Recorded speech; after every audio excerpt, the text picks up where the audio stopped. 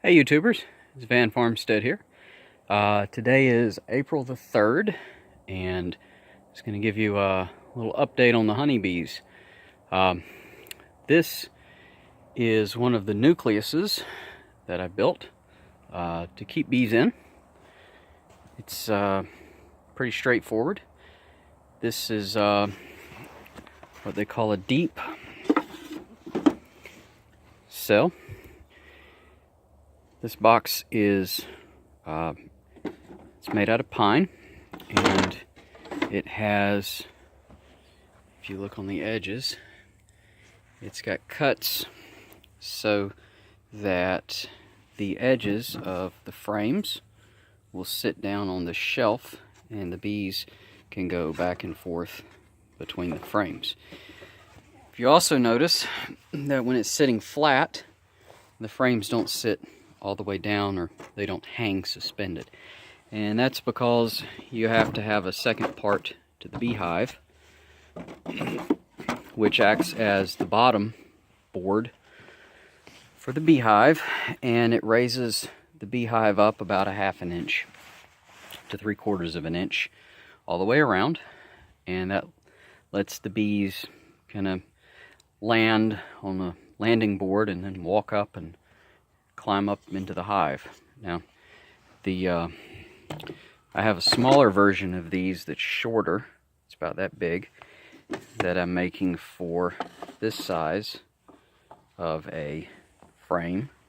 You can see there's quite a difference in the size,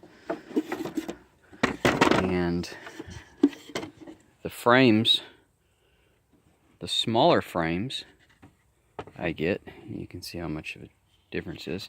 The smaller ones I put on top in a shallow box. It's called a super, and that's where the bees will come up and they'll make a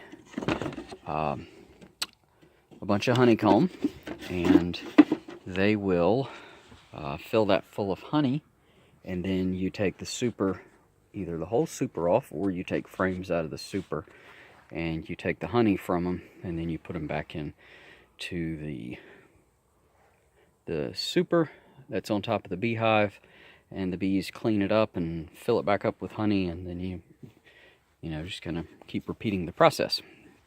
Well, this is a bee brush. If you ever wondered what a bee brush is, this is it. This is an old one. I've had it a long time. And this is a handsaw. And these are boxes. So, with today being the 3rd of April, I had to use one of my brand new nucleuses to catch a swarm of bees. So, I had to use my handsaw to cut off a tree limb that was right here, that was covered in a swarm of bees. There was probably about 3 pounds of bees on here. And 3 pounds doesn't sound like a lot, but when you have honeybees, that's a pretty good bit. So I used my different and assorted cardboard boxes to try and brush the bees into it so that I could install them into the beehive. And I'll go show you that now.